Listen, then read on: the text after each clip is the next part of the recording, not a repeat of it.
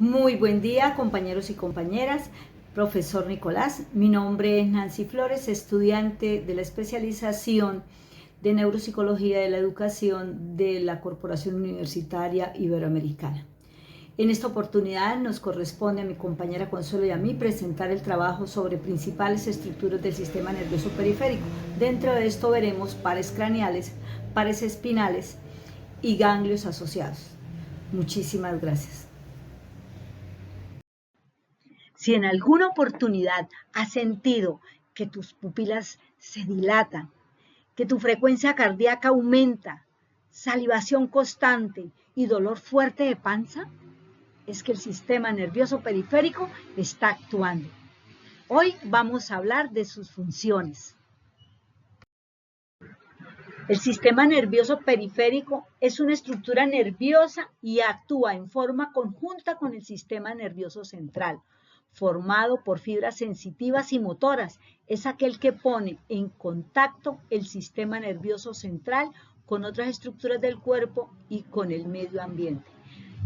Esto quiere decir que el sistema nervioso periférico transporta los estímulos de los sentidos hasta el sistema nervioso central y conduce sus respuestas hasta las demás partes del cuerpo. Cada nervio está formado por agrupaciones de varios cientos o miles de axones que se reúnen originando fascículos. Los axones son prolongaciones de las neuronas mediante las cuales éstas entran en contacto con otras neuronas y con fibras musculares. La comunicación entre dos neuronas se realiza mediante señales químicas y eléctricas y se lleva a cabo en los bastones sinápticos, situados en cada extremo de las ramificaciones del axón y conectada con otra neurona. Con este proceso se conoce la sinapsis. El sistema nervioso periférico está dividido en sistema nervioso somático y autónomo. El sistema nervioso somático coordina las actividades voluntarias del cuerpo, como caminar, bailar, escribir, correr, entre otros.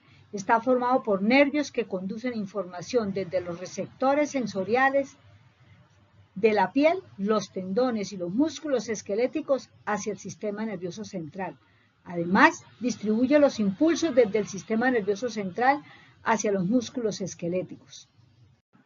El sistema nervioso autónomo controla las actividades involuntarias del cuerpo, como el latido del corazón, el movimiento pulmonar, la actividad glandular y hasta el hipo.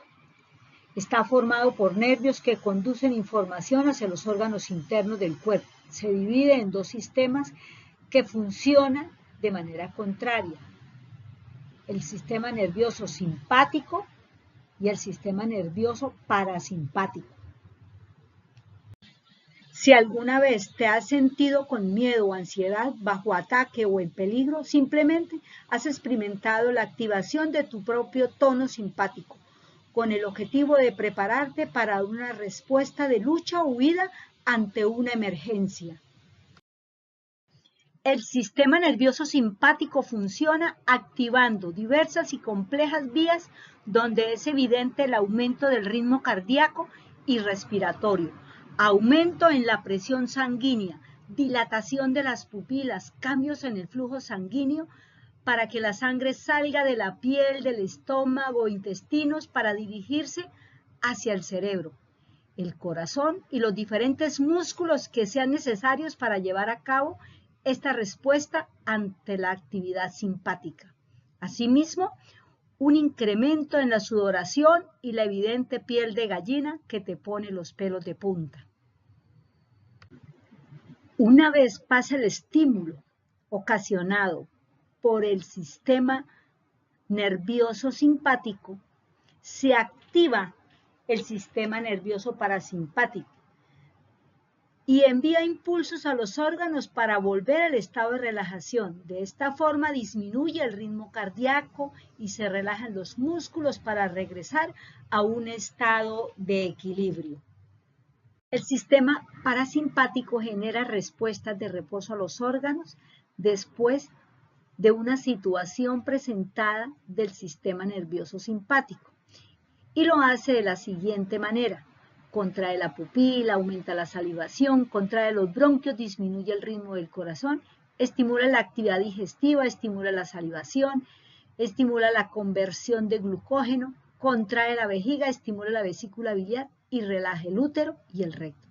Ejemplo, debemos tener en cuenta el sistema nervioso simpático trabaja con el sistema nervioso parasimpático de manera alterna. Es decir, mientras el sistema simpático aumenta la presión arterial, el sistema parasimpático la disminuye. En general, ambos sistemas trabajan conjuntamente para asegurar que el organismo responda de manera adecuada y apropiada ante diferentes situaciones de la vida cotidiana. Es el primer par craneal, el nervio olfatorio. Es el único nervio sensorial que no tiene una conexión precortical con el tálamo. La neurona receptora residen en la mucosa olfatoria localizada en el techo de la cavidad nasal y los axones de estas neuronas bipolares se extienden a través de la lámina cribosa del elmoide y terminan en el bulbo olfatorio. Es un nervio únicamente sensorial. Conduce los impulsos nerviosos generados por las sustancias odoríferas desde la nariz hasta el encéfalo. El segundo par craneal corresponde al nervio óptico. Es el responsable de la visión y del componente aferente del reflejo pupilar fotomotor. El nervio óptico tiene 4 segmentos: el intraocular, orbitario, canalicular y cisternal. Estos pueden ser valorados por resonancia magnética. La función es exclusivamente sensorial. Transporta la información visual desde el ojo al encéfalo. El tercero es el par craneal oculomotor o motor ocular común. Este se origina en el mesencéfalo profundo a los culículos superiores anteriores a la materia gris periacueductal, longitudinal, medianal e inferior a la glándula pineal. Tiene fibras motoras que controlan el movimiento ocular y parasimpáticas que modifican el diámetro de la pupila. El cuarto par craneal es el troclear. Tiene su núcleo en el mesencéfalo a nivel de los culículos inferiores cerca de la línea media. Como característica única y particular, sus axones cruzan la línea media previo a su emergencia en la cara dorsal del mesencéfalo. Su función es motora sobre uno de los músculos cuya contracción mueve el glóbulo ocular. El quinto par craneal es el nervio trigémino. Es el más grande de los nervios craneales. Tiene un componente sensitivo que inerva la cara, las órbitas, las fosas nasales y la cavidad bucal. Y tiene un componente motor que inerva los músculos masticatorios y tiene 3 segmentos: intraaxial, cisternal, interdural. Es un nervio mixto que consta de una porción sensitiva y otra motora. El sexto nervio craneal es el abducenos o motor ocular externo. Es un nervio con un componente motor que inerva el músculo recto lateral y su núcleo se localiza debajo del piso del cuarto ventrículo, en la región dorsal de la protuberancia. Su función es solo motora, que interviene en la movilidad ocular. El séptimo par craneal es el facial. Tiene 2 fascículos, uno puramente motor y el otro además con componente sensorial y parasimpático, denominado nervio intermediar de Weisberg. Ambos emergen del ganglio geniculado. El nervio facial es un nervio mixto con fibras sensitivas y motoras. El octavo par craneal es el vestíbulo coclear. Tiene 2 componentes, el nervio coclear auditivo y el nervio vestibular. Esto transporta al cerebro la información auditiva y sensorial procedente del oído interno. El noveno es el par craneal glosofaríngeo. Las fibras motoras del noveno par se originan en el núcleo ambiguo, las parasimpáticas en el núcleo salivatorio inferior y las sensoriales se dirigen hacia los núcleos solitario y espinal del nervio trigémino. Todos estos núcleos se localizan en el bulbo medular. Es un nervio que es mixto. La porción sensitiva transporta señales procedentes de la lengua y la faringe. El 10º par craneal es el nervio vago. Es un nervio mixto, con componente sensitivo y sensorial, motor y parasimpático, y se divide en 4 segmentos: intraaxial, cisternal, de la base del cráneo y extracraneal. Sus fibras motoras surgen de la base del núcleo ambiguo y forman el núcleo dorsal del vago. Ambos núcleos están localizados en el bulbo, en donde los núcleos dorsales forman el trígono vagal localizado en la cara caudal del piso del cuarto ventrículo. Es sensitivo y motor. Aporta además fibras parasimpáticas que actúan sobre diferentes órganos, entre ellos el estómago y el corazón. Un 10º par craneal o par espinal es un nervio motor puro que inerva los músculos esternocleidomastoideo y trapecio y tiene 4 segmentos: intraaxial, cisternal, de la base del cráneo y extracraneal. Se compone de múltiples raíces craneales y espinales. Es un nervio que su función motora activa el esternocleidomastoideo provocando el giro de la cabeza. El 12º par craneal o hipogloso es un nervio motor para los músculos extrínsecos e intrínsecos de la lengua.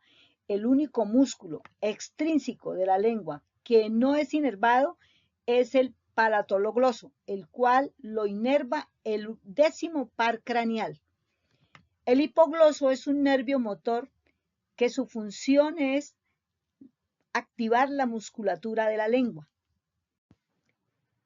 El reconocimiento de los pares craneales a través de la actividad del sistema nervioso periférico permite visualizar la importancia de estos órganos que, aunque pequeños en su estructura anatómica, su funcionalidad es total de importante en el buen funcionamiento de la anatomía humana. El compromiso es poder conocer y profundizar sobre las alteraciones de su estructura propia o adyacente con el ánimo de evaluar y reconocer una eventual patología. Muy buenos días, soy Consuelo Montero y en este video les hablaré sobre ganglios y pares espinales. Pares espinales son nervios mixtos que transportan entre la médula espinal y el cuerpo señales motoras, sensoriales y autónomas. ¿Dónde nacen? Comienzan en la base del cerebro, corre por la columna cervical y termina en la parte inferior de la columna torácica. ¿De dónde emergen? Los nervios raquídeos emergen de la médula espinal a través de espacios que existen entre las vértebras. Cada nervio emerge en forma de 2 ramos cortos denominados raíces nerviosas raquídeas, una por la parte delantera de la médula espinal y otra por la parte posterior. Cada estructura está conformada por neuronas y células de la neuroglia, que son células que mantienen las neuronas en su lugar y ayudan a funcionar correctamente. En su interior encontramos sustancias grises que son los cuerpos neuronales de las neuronas y pueden determinar muchas situaciones del organismo. Ejemplo, en los reflejos, al recibir y analizar e integrar información para a su vez emitir respuesta, en el caso cuando tomamos un objeto caliente que lastima los tejidos del organismo, por lo que la respuesta es tan rápida que no analizamos que al soltar el objeto inmediatamente podemos dañar a terceros o a nuestro propio organismo.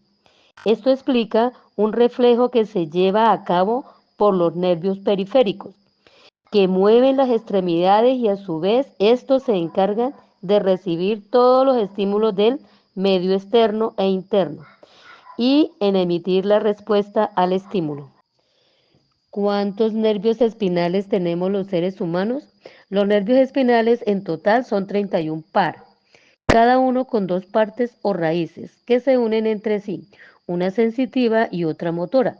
La parte sensitiva es la que traslada la información desde los receptores a la médula espinal. La parte motora lleva los impulsos de la médula espinal hasta los efectores. Se distribuyen así: 8 pares de nervios cervicales, 12 pares de nervios dorsales torácicos, 5 pares de nervios raquídeos lumbares, 5 pares de nervios raquídeos sacros y un par de nervios raquídeos cocígeos. Funciones de los pares espinales.